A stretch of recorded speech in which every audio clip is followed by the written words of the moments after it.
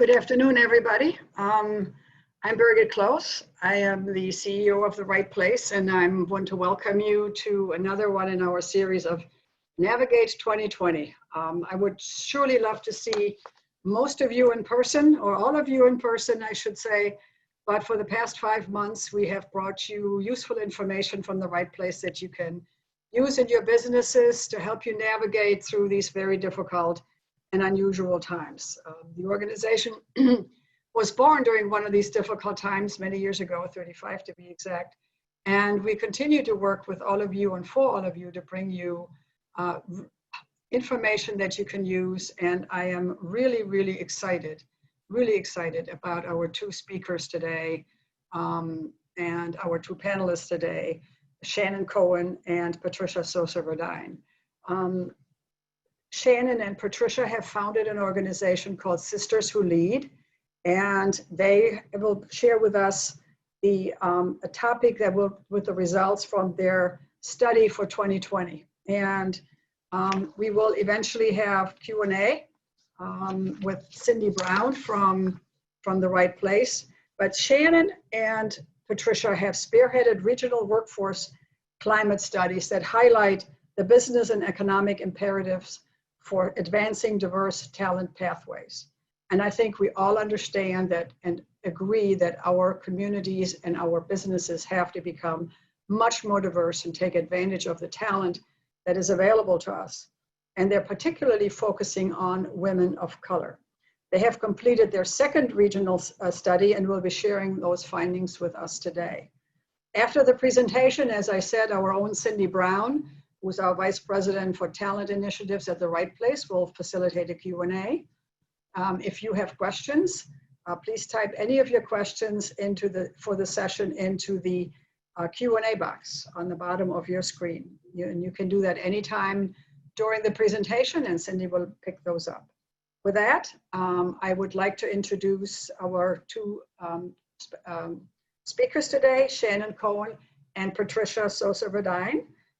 Shannon and Patricia, I'll turn it over to you and welcome. And like I said at the beginning, I'm very excited to hear about the study, and I'm really excited to have you two be part of our webinar series. Thank you very much for joining us.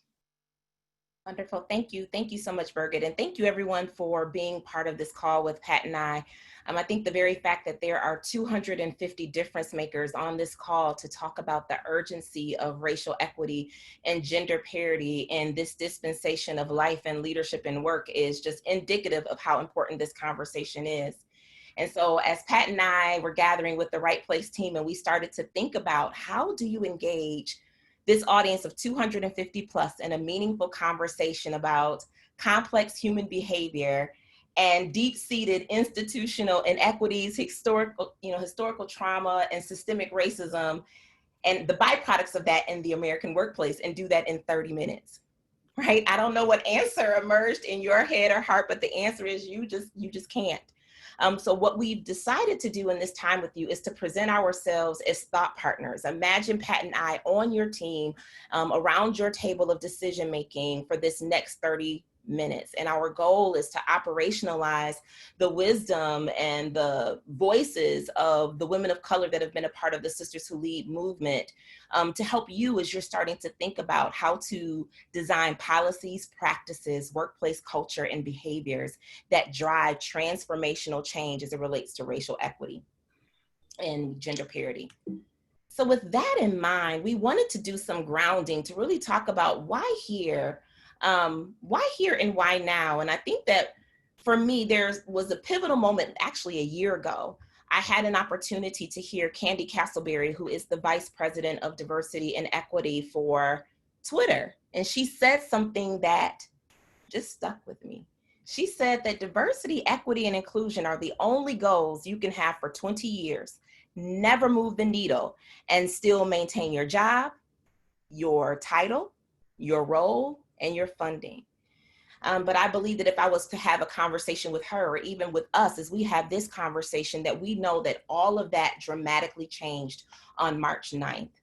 With COVID, we not only saw the impact of systemic racism and institutional racism on health outcomes and health indicators, but we also while we were sequestered in our homes and in quarantine, we also saw the atrocities connected to Central Park Karen and Christian Cooper.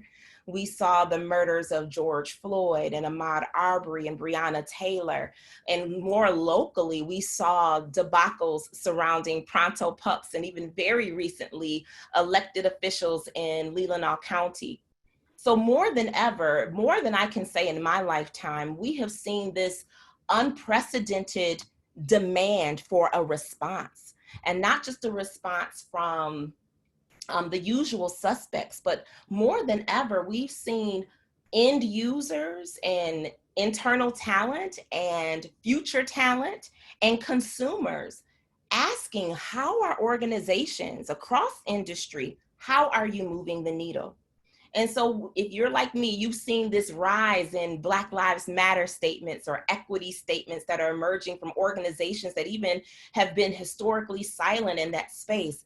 But what's been very interesting and innovative in this season of uprising is that there's this demand that words are not enough, that words apart from receipts or social proof, that's just rhetoric.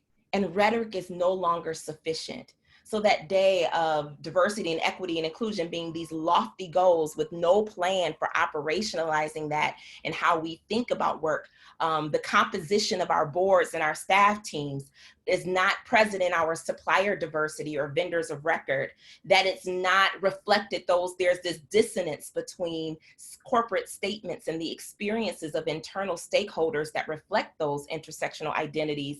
And even as we chase follow the money, and we're chasing, community reinvestment dollars and what that looks like.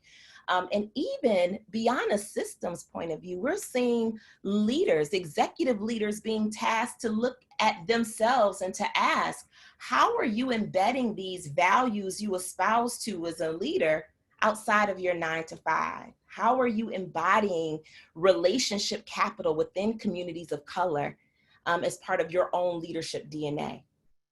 And so history has us here. And I think all of us in some way, if we peel back the layers of our motivation for taking time out of our day with all the demands that are in front of you with being productive in pandemic, I think that all of us in some way, we're here because we understand that history has its eye on us collectively, individually, as organizations, entities, and systems, and we want to be on the right side of history. And so with that in mind, I will turn it over to Pat. Thank you. We wanted to share a little bit, some ESPN highlights, if you will, of Sisters Who Lead. And given that there aren't many sports going on, this is going to be short. But we wanted to talk to you a little bit about the backstory of Sisters Who Lead, and that we exist creating conditions that are centering emotional well-being and the career mobility, especially of women who are aspiring to executive leadership positions. We also are amplifying their voices as the architects that are creating data-driven solutions, and they're leading to inclusive transformation in the workplace. 2020 marks the 3 years since our benchmark study.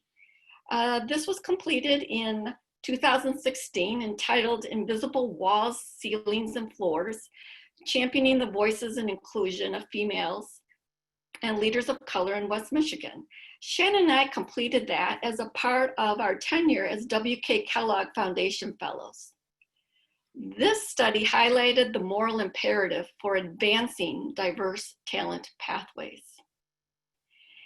It also represents the birth of Sisters Who Lead. Shannon, can you get us to the next slide? Thank you. From this benchmark study, Sisters Who Lead was birthed. And at these forums where we presented the data, employers were very curious on how West Michigan workplace conditions for women of color compared to the national studies. In our most recent survey or study that we're presenting to you today, From Knowing Better to Doing Better, we received permission to align survey questions with these national studies. And so we aligned our questions with the 2018 Women in the Workplace McKinsey and Company, which is the largest study in corporate America, as well as the 2019 Race to Lead Women of Color in the Nonprofit Sector. Both of these reports, as well as a full report of our current study, can be found on our Sisters Who Lead website. So what about this data matters? It's hard to get transparent quality data when organizations have either a few or the first persons of color in their organizations. Psychological safety is critical to the process. Internal workplace studies in racially homogeneous organizations are ineffective in gauging aspects of equity, inclusion, and workplace culture. Our current study, From Knowing Better to Doing Better, is framed for decision makers and senior leaders. It's a regional study that incorporates responses from 6 counties in our region. It's a workplace climate study calling for systems change. The focus is on the economic imperative and the behaviors that are counterproductive to attracting, retaining, and promoting women of color to executive leadership. With a bit of the backstory, we'd like to do some housekeeping.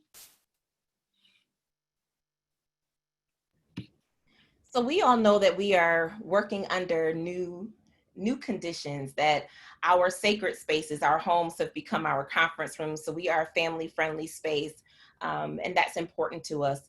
But we also wanted to make sure that we know that we are working in our, we've transformed our sacred sanctuaries, our homes, into our conference rooms. So we are totally understanding that we're working in new spaces. So we are family friendly and welcome you to take care of yourself. But we also want to frame this as a space to ask us all of the questions that linger behind our smiles. We are here to be thought partners on your team. We didn't want to regurgitate what you can read. So the full Sisters Who Lead data study that we will reference today is available to you on the sisterswholead.com site. Our hope is to be thought partners on your team within your organizations and to operationalize that expertise. So later on today, we are going to do a poll to ask you, how would you like to handle the Q&A session? Would you prefer that? Right now we're recording this conversation for replay so the Right Place can continue to share this data with member organizations, but we aren't sure if you would feel safe with us recording the question and answer portion of today. So we're going to ask you, and based on your feedback to us, we'll either end the recording and build that psychological safety and anonymity into the Q&A section, or we'll record it so that those that couldn't be with us live here for this conversation can still benefit from the exchange of wisdom and the cross-pollination of ideas. So this work is messy. Equity is messy. It's uncomfortable, it's awkward. It's difficult to have these conversations. And I think one of the things that we all fear is that we're going to make a mistake. And so one of the things that we would encourage you is the only mistake is not asking the question that you really want to ask. And so we'll do everything that we can to create a container that provides the safety for you to share what it is that you want to share. Our mantra and the science behind learning is that there must be trust, transparency, in order for there to be a transfer of knowledge.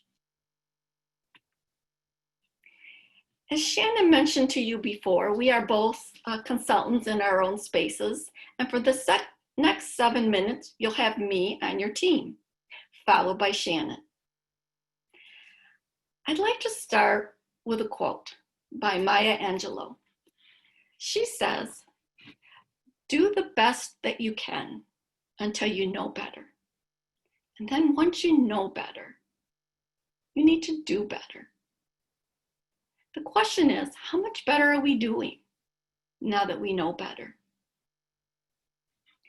It's with a laser focus that equity must be at the center. We must have a shared language It's critical to the meaningful dialogue that needs to take place. For you Star Wars fans, I have an acronym, JEDI. It stands for Justice, Equity, Diversity, and Inclusion. I'd like you to experience a JEDI dialogue. The dialogue was created by Dr. Stewart from Bowling Green State University. And it goes like this. Diversity asks, who's in the room? Equity responds, who is trying to get in the room but can't? Whose presence in the room is under constant threat of erasure? Inclusion asks, have everyone's ideas been heard? Justice responds, whose ideas won't be taken as seriously because they aren't in the majority? Diversity asks, how many more women of color do we have this year than last? What conditions have we created that maintain certain groups as a perpetual majority here? Inclusion asks, is this environment safe for everyone to feel like they belong? And justice challenges, whose safety is being sacrificed and minimized to allow others to be comfortable, maintaining dehumanizing views? If we can't talk about being a Jedi, we're never going to be a Jedi. The narrative I just shared resonates with our Sisters Who Lead community. We posted this on our Facebook page and had over 8,500 engagements and 70 shares. This is how we define a Jedi. What's the number one question employers ask us? Typically it's, give us a manual or rules. There are no rules and there is no manual. There's no singular right way to do race equity work. Organizations are unique. Each one is unique, has a unique history, culture, and readiness. Each organization must chart its own path and define its own success. Technical solutions that are found typically in a manual will not solve complex human issues. I know this from experience. I have led 2 organizations with a goal of building race equity into the culture. We did not have alignment around language and learning, and the outcome was not what I had envisioned. Seeds were planted that are still bearing fruit today. Like many women of color, I left these organizations because of fit, belonging, and psychological safety. Building race equity into your culture is time and resource intensive. There is a direct correlation between the size of your company, the investment you make, and the length of time to make measurable progress. Needless to say, you can't afford not to do it. Consider the cost of recruitment, onboarding, turnover, and legal fees, just to name a few. Organizations and their leaders typically invest in capacity building by engaging a consultant to assist them in articulating their goals and their priorities, and also to support them with coaching and mentoring. Speaking of coaching and mentoring, a topic that is near and dear to me. In our recent study, it was alarming to me that only 52%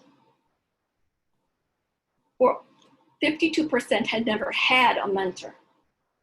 74% had never had a coach, and 84% never had a sponsor. We know better.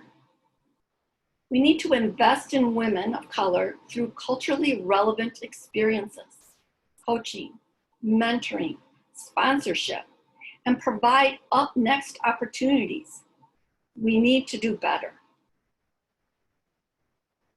In the end, it's not about being right, but rather getting it right. Jedi work is not a department. It is not a position. It is not a committee. As we come to the end of my 7 minutes, consider how leaders in corporate America respond to crises.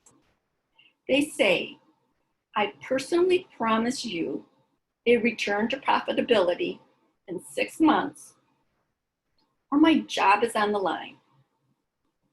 Imagine that leaders treated justice, equity, diversity, and inclusion in the same way.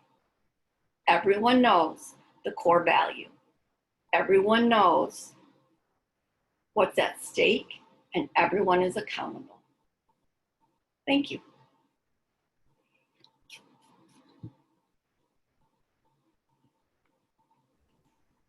Thank you, Pat, for those 7 minutes of power and leaving us with some call to actions there.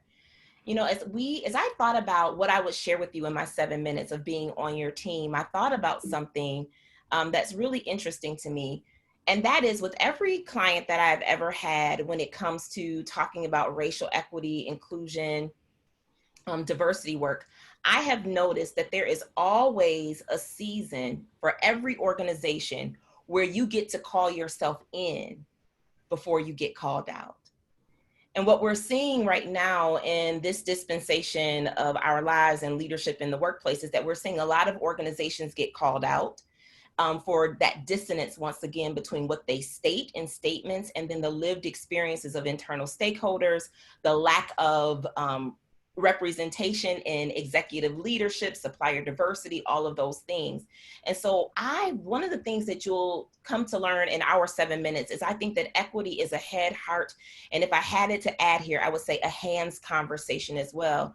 And that's what I want to do, is invite you to a head, heart, and hands conversation around equity. And I want you to think about how, as a difference maker planted in the role in the organization and the system that I'm in, how can I use what I know about our life behind the scenes and under the hood? Because leaders aren't the only ones as individuals that wear veneers when it comes to difficult workplace complexities. So do organizations. And I think more than ever, those organizations that are going to be visible, valuable, and vocal into the future have to remove the veneers, to be honest with themselves and do an honest assessment so that they can heal the dissonance. And that's what we want to talk about in this next 7 minutes. So as a mom of a 6-year-old and as a visual learner, I want you to play along with me. When I was a kid, I'm an 80s baby. I loved the Jetsons growing up. It fed into what would become the future applied futurist in me. And I love forecasting. I love this idea of, and I think all of us have to do this, is we have to live in our now while we are planning and projecting for our next. And so I want you to imagine with me, where will your organization be in 40 years? Imagine that this was started 2060 and you were designing some visual image that would represent where your organization would be. I'm going to give you like 20 seconds to either doodle something, imagine something in your mind. Where do you envision your organization being in 40 years?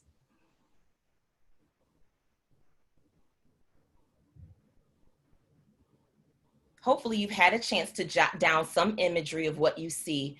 And I love, one of the things I love about the Jetsons, it talked about there being a day where we would have humanless vehicles. And if you've been downtown in Grand Rapids, we have that there would be days where we would have remote controlled vacuum cleaners. And my husband works for Bissell, so we have that. As you think about where your company is going to be 40 years from now, I wonder if you saw this. And I'm going to share this with you, and we can share this link with Jillian as well so that you can get the link to this article. But Harvard Business Review, a year and a half ago, created an article about why it's important to create pathways to executive leadership for women of color. Women of color, there's much data to talk about women of color are more ambitious than even their white female counterparts. But I want to read this power statement to you. and this is a direct quote from this Harvard Business Review article. It says that women of color are a force in the US economy. They are projected to make up the majority of all women by 2060, which means they'll also likely become the majority of the US workforce. They also generate right now $1 trillion as consumers and $361 billion in revenue as entrepreneurs, launching companies at, get this, 4 times the rate of all women-owned businesses. So when you go back to this image that you see, and if you did not see women of color pervasive in that vision that you had, that's where I want you to start. Ready or not, this is the future of work. This is the future of your talent base, your boards, and really your consumers. So my question for you today is to ponder this. Are you making talent, policy, practice, succession planning, and relational decisions in alignment with the new future of work? In other words, I'm really asking, will you in 40 years be the next Netflix or Blockbuster? We are living in this narrowing window of time where we have as an opportunity as organizations to call ourselves in. And really what's going to happen is not that we're going to see people being called out more. We're going to see more corporations becoming obsolete. You know, I think about the fact of this, and I love this vision of a diffusion of innovations model, because if you were to chart where your organization is right now when it comes to the attraction, retention, and promotion of women of color, are you at that innovator phase? Are you in that early adopter, early majority, late majority? Are you lagging? And I want you to be honest. Use this as a heat check. Where would you be? And then ask, if you talk to internal stakeholders that were women of color, where would they say you are? Because wise leaders understand that we need windows and mirrors, because that veneer life tries to creep in and shape how we see ourselves. Here's the truth. Blockbuster had 4 opportunities to acquire Netflix for $50 million. And now Netflix is worth $140 billion. And my 6-year-old son will never know what it means to have a Blockbuster night on Fridays. It didn't have to look like that. What ended up happening is that Blockbuster was invited to be an applied futurist, to look forward to a world in which we wouldn't go and use DVDs, but we would stream entertainment into our homes. And they couldn't imagine the future. They laughed at that being the future. They thought they had more time. They thought they had a monopoly on the industry. And by the time the shift happened, they became obsolete. So as I think about this, I think that even now, as when you think about your end consumers are starting to align their dollars with their values. So this is not just an issue of talent attraction. For the people that are end users, we're seeing more of us doing research into the companies that we give our dollars to. So as I thought about 2 closing call to actions in my 7 minutes in our little elevator time, if we were locked on an elevator together, what I would say, I definitely say read the full report, because we can't share all of that with you in this short amount of time. But I want to leave you with 2 thoughts. One is relational capital is key. You know, before the call, we were having a conversation, and Cindy reminded us that one of the questions posed by this group of difference makers was, you know, how do we grow the diversity of our applicant pool? And one of the things that I know from this work, being an expert in this space, and we know that our data tells us, is that you cannot attract who you do not know. One of the most shocking components of our data is that the relational capital that those in senior leadership, whether that's the hiring manager, the CEO, CFO, COO, your relational capital is indicative in the type of talent you attract. Because relational hiring is still very prevalent as a West Michigan culture.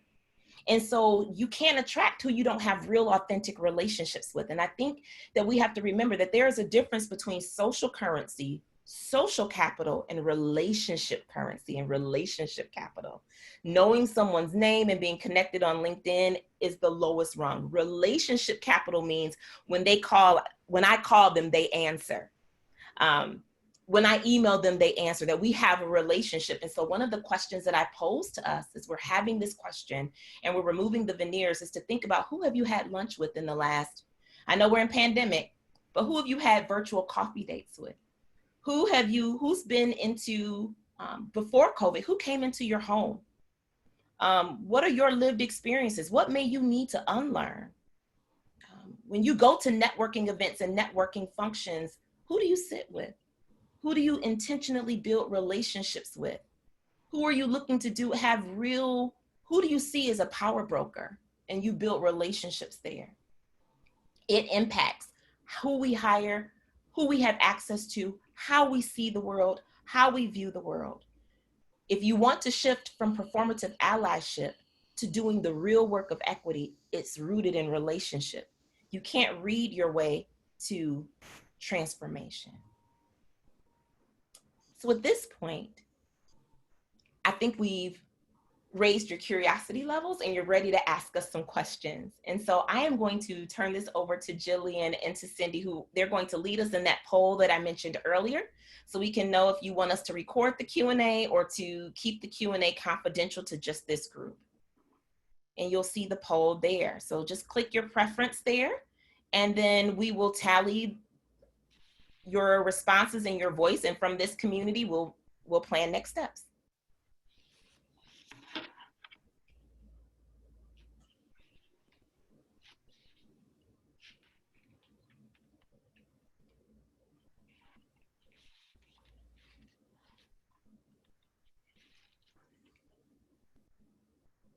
So I know that Jillian can see all of the results. So we'll wait for Jillian to let us know, or Cindy as well. We'll wait for them to let us know what the verdict is.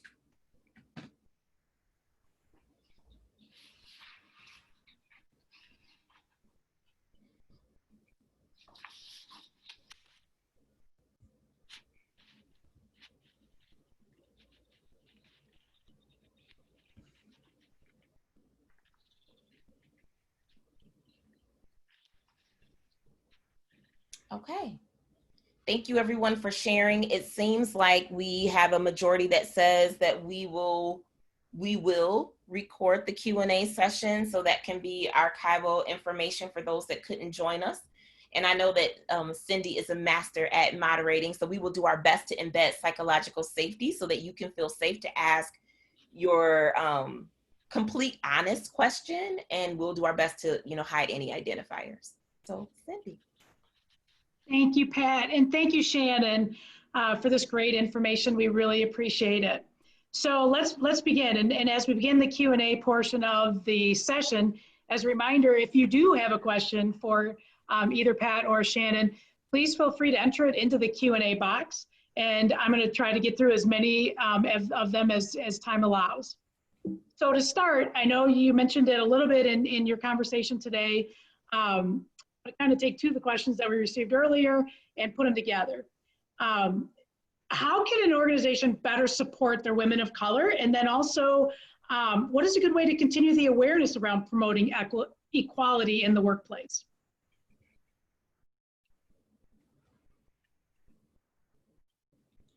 Pat, do you want to take, this is where we get unscripted, y'all. So I don't know if Pat wants to answer first, or would you like me to answer and you add too? What are you doing? Why don't you go ahead and I'll add too. I think one of the things when we think about supporting women of color, I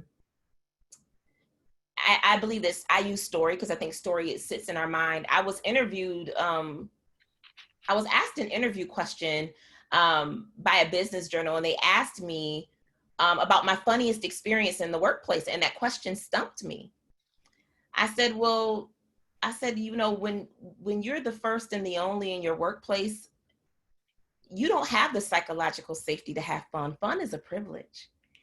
And I think they thought that would be a universal question that everyone could understand. And so I think there's a couple of things I would say is, one, recognize what it takes to be the first and the only. If you can count on one hand with fingers remaining how many of women of color are how many are in your organization, and then where they're situated, right? Are they situated in entry-level roles? Are they situated in mid-management or executive management? You have to be aware of that kind of pressure to live under that type of microscope every single day.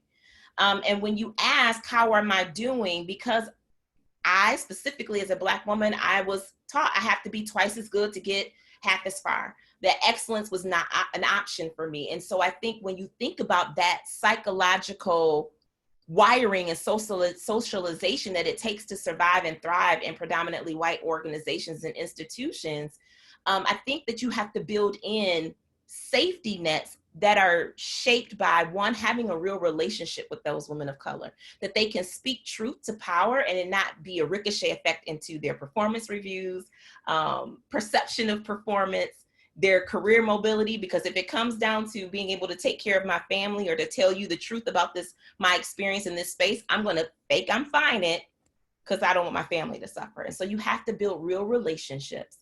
You have to be aware of what it takes psychologically to be in that first and only space.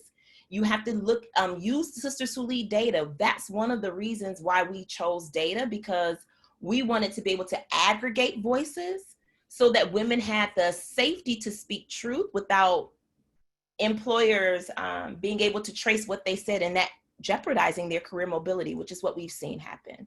And ask a woman, ask her what does support look like? Don't assume, ask her. And she will tell you if she feels safe to share with you, she'll tell you what she needs. One of the things I'd like to add to what Shannon has already said that came out in the form of recommendations is the conversations that happen at many tables around senior level individuals saying to women of color that they should be honored to be at the table or to be included at the table. And senior leaders have a responsibility to make sure that they create conditions that allow them to be able to speak openly, and that psychological safety is there so that they can transparent in a vulnerable way, like say what's really on their minds. And so when the conversation starts with you should be honored, that's not a good place to start.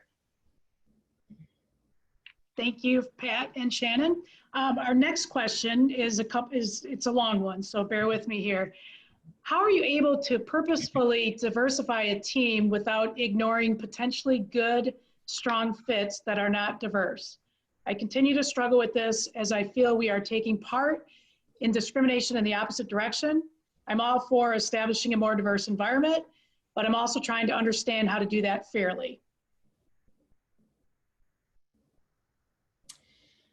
You know, I think one of the things is going back to your core values as an organization, because if we are really honest and we look at, institutional memory and we look at the history of the American workplace, I promise that if you give some extra focus to equity and inclusion now, you are not going to undo years and years, centuries of hierarchical values, of this hierarchy of human value based on the color of a person's skin. And so I think that as an organization that you have to think about what your why is. Your why is, we understand that there's a business case for diversity. We understand that while an individual may be great talent, that the more that we stay racially homogenous, we are becoming obsolete. If you look at the equity profile just of Grand Rapids, which PolicyLink did in conjunction with the W.K. Kellogg Foundation, right now in Grand Rapids, 73% of all children under the age of 18 are children of color. That's Native American, that is Latinx, African American, biracial, multiracial. So every day that you spend completely in a space of racial sameness, you are becoming obsolete to the future-facing talent workforce. So you have to ask yourself, there's some unlearning that we have to do around diversity, equity, and inclusion. There's some unlearning that we have to do, and we have to do some centering, and it requires us to look at our values and to start to radically align. Like I said, 2060 is coming. We have to start to radically align. And being pro-equity is not being anti-white America. that is not what this is. But I think there's a lot of propaganda in the inclusive space that makes us think that, and that's not this at all. I think one of the things that we are responsible for doing is doing our own personal racial equity work. Like, what does that look like? You know, and I think one of the things that Shannon just shared is the unlearning. How did I learn this to begin with? And trying to figure out like who you are in that space, as well as who you are as you interrelate in community, as well as who you are as it relates to you know, your organization. And then, you know, your hiring practices, the way in which you've hired, the way in which you've recruited, you'll start to get some aha moments like, oh, you'll start to see things that you've never seen before. But first it starts with, you know, it's a matter of the heart, and acknowledging kind of, well, how did we get here to begin with, and asking questions and being curious. All right. Our next question is, what are your thoughts on POC versus Black? So people of color versus Black. Plenty of data shows that Black women are disproportionately impacted by bias and racism in the workplace, but people of color is an accepted term in strategy. You know, language matters. Language is an equalizer. And I think that that question reminds me of something that the Jedi comment, that analogy that Pat used earlier, because equity is not equality. Inclusion is not diversity. I mean, we hear these terms as being interchangeable, but they are not. They all have a different connotation. And so I think it's really important as an organization that you define very clearly, when we say this word, this is what we mean, and it's rooted in this kind of scholarship. I think that the world is changing. I think that we, you know, one of the ways that we're seeing greater accountability is in addressing anti-Blackness. As a conversation within racism. So when we say people of color, is that coded language when we didn't want to say Black? It's just the same as when we say urban. Do we say urban, or we mean inner city? Do we mean Black, right? So I think some of this is us becoming more comfortable with honesty and having authentic conversations and not using coded language. And I also think that we are learning that people are not monolithic. That the Black experience is not monolithic, and that we have to ask people how you want to be classified. You know, I remember when Pat and I were in our Kellogg Fellowship, and there was a woman that stood up and she said, you know, she was a Latina woman, and I will never forget this day. She said, and I identify as Chicana, and she talked about why.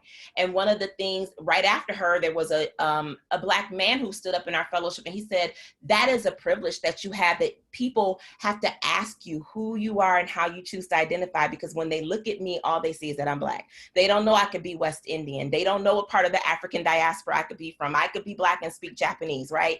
And so I think we have to be really careful about the ways that implicit bias and unconscious bias show up in what we make as assumptions about people and the way that we classify people, and we have to ask. All right, thank you, Shannon. When being tasked with the conversations about figuring out why our diversity levels are not where they need to be, what tips do you have for how to navigate conversations to get to the root cause of why this is? I'll take that on. You know, I think there's an interesting framework that's provided by Equity in the Center. If you go to our report, you'll see some references to that. But there are actually levers and places and spaces that you can start to take a look at your organization. Levers like, you know, these are the places where the momentum is going to be the greatest. Levers like your senior leadership, your managers, you know, your board of directors. Who do they look like? Who do they represent? Taking a look at your community in relationship to your organization. Is it like representative? It also is, do you have data? Are you starting, like what you measure is what you will change. And so it's important that you have accurate data. Again, we talked a little bit about how challenging that can be when you have such few people in the organization that are people of color, and that psychological safety is an imperative. But data is nevertheless important. And then just the organizational culture. Ultimately, it's about your history. It's about your readiness. It's complicated. It's kind of all of these levers working together. And there is no right way of where to start along those levers. There are going to be some opportunities in one organization that aren't necessarily going to be available in another organization. As you can imagine, we had some repeat questions, so I've got a couple here that are the same, sort of.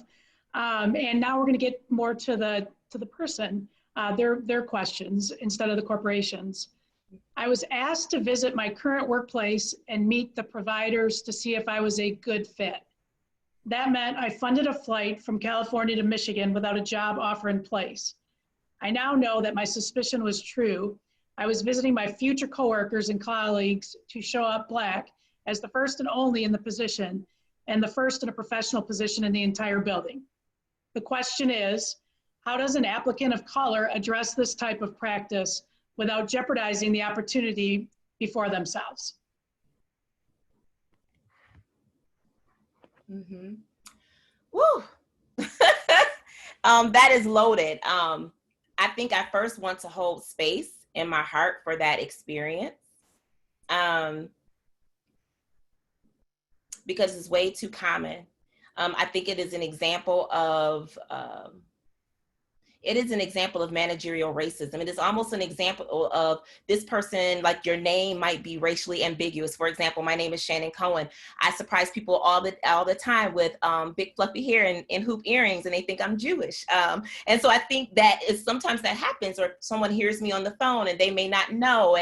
And I think that there is still, as much as we think organizations are progressive, those of us that have had lived experience because of our intersectional identities, we understand that we are not as progressive as we tend to think we are. And so I hold space with you for that experience where, but I think one of the things one of the things in Sisters Who Lead that we've learned is, and I'm such a fan of this, anybody that knows me, is how do we use our cliffs as our launch pads? I think when I go back to that scenario, I think that one of the things that we have to do, especially as women of color, is to know our worth and to not negotiate our worth. So in that situation, if that organization was interested in you as talent, I believe that I've never seen that if an organization wants me, then they should absorb the cost of bringing me in for a next level interview. That I've seen that happen. And so we're not discounting our worth. That would be, so I think sometimes we have to go back into those painful recesses of lived experiences and unpack them and say, okay, what would I do differently? Next time, sis, they pay. Not you. You are the talent that they're recruiting. And so it's on them. The onus rests on them to cover all of the expenses that it takes to have an in-person conversation with you if they're at that point where they think you're a great fit for the organization and they want you to come. I think the other thing that I've learned to do in these spaces are to ask questions. So, at the end of all of these interviews, a lot of times we're hearing people say, now, do you have any questions for us? And as a matter of fact, yes, I do. These are my questions that I have for you. We ask those standard questions, in the first 90 days, what are some of the fires that the person that occupies this role will be required to fill? You want to ask those questions that get to the veneers within organizations. More than ever, one of the things that we heard from women of color is we're doing our research. We're looking at organizations. Oh, we lost Shannon. Okay, I can take it from here. Basically, what she's going to share is that the women in Sisters Who Lead are definitely vetting organizations behind the scenes. They're taking a look at their staff, they're taking a look at their board of directors and their leadership, and they're trying to decide whether or not this is the place, whether this is the culture and the mission and the kind of organization that they want to be a part of. So the other word, it's unfortunate that this person had this experience. Yeah, my heart goes out. But at the same time, it's, do your homework. Check the organization out to make sure that this is a place that you want to be. Thank you, Pat. Thank you for continuing her thought process for her. I appreciate that.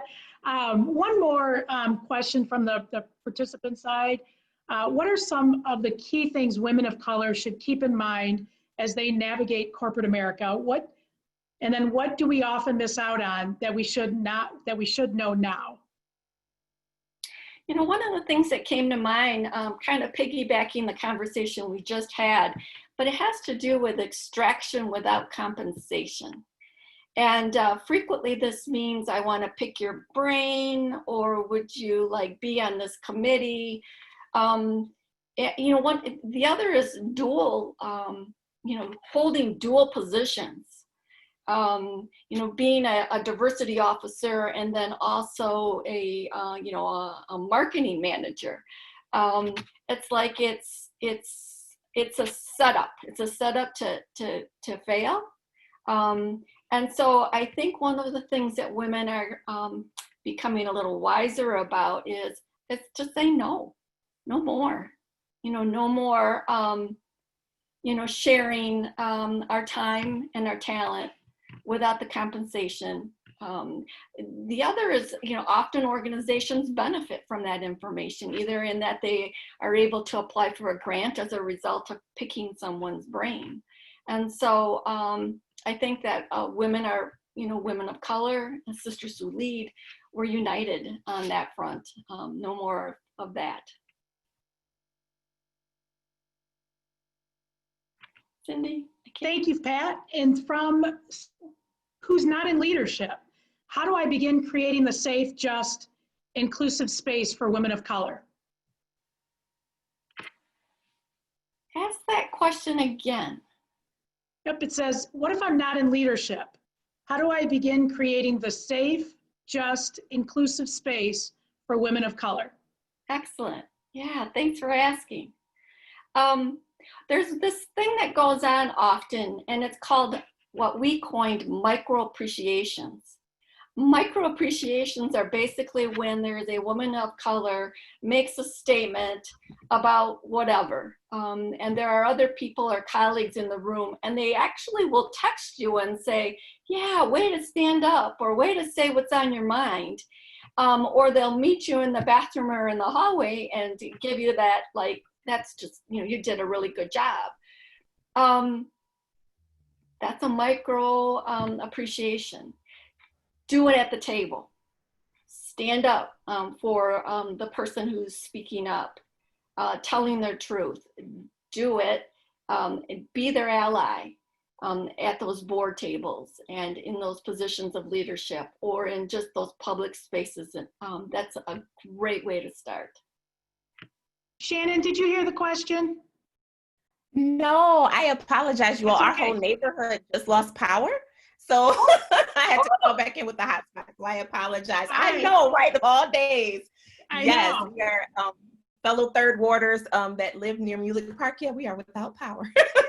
So I apologize if you wouldn't mind sharing it with me. But I heard Pat, she was killing it with talking about micro appreciation. So you guys make a great team. I'm going to say that because she popped right in. You have 1 minute, Shannon. As leaders of what if I'm not in leadership? How do I begin creating the safe, just, inclusive space for women of color? Yeah, I think somehow we've gotten confused that leadership is a title. I think leadership is influence, and we all have that. We've all worked in organizations where it was the person that, was an assistant that carried the juice, right? We've all been in situations where it was the IT person or someone who didn't have a C-suite title, but they were really that power broker within an organization. And so I think it's realizing, it's looking at, what is the influence that I have that I can wield? Sometimes we can wield greater influence without the title. And then it's, what am I passionate about? And then I think it's also looking at what is, I think I heard Pat mentioning this too, organizational readiness and finding my activism at that intersection. So if I work with an organization and I get to choose, for example, who the caterer is going to be for a function, and I specifically look to use a woman of color owned business. Those are some of those levers that we have. And so I think it's figuring out that intersection between where we have influence, organizational readiness, and our passion area for activism. Thank you, Shannon. And unfortunately, I don't know about you, but the time has gone by so fast since March 16th when we started working from home and working remotely, but this last hour went by extremely fast. So we're getting close to the end of our program. If you have any additional questions or you would like to connect directly with Pat or Shannon, you can reach out directly to them via the contact information that will be on the slide following the thank you slide. And Jill will keep the presentation up once we're done so you can write that information down or take a picture. And with that, I'd like to bring Birgit Close back for any additional thoughts before we officially end the program. Well, I want to thank all three of you, but Shannon and Pat, wow. Thank you for sharing not only your talent, but your candor. I was furiously scribbling and then I remembered it's going to be on a post-it. But truly, relational capital, perfect word. So I want to thank both of you and Cindy for doing a great job. I know there were a lot of people on this webinar. It was the most candid, open, honest conversation about this topic that I've heard, participated in, and I really, really appreciated your talents and sharing them with so many. And I hope that the audience really, really has learned what we can all do better and where we're finding ourselves at that crossroads today. So this information, of course, will be on our website. It will be posted. We encourage all of you to share this information with others. And we will have another Navigate 2020 webinar in a month. But in the meantime, really, truly, Shannon, I'm sorry you lost power, but it looks like I can feel your pain. I'm in the second ward and I finally installed a generator. So I really appreciate all three of you so much for lending your talents and your heart and your soul to this community. Thank you so much.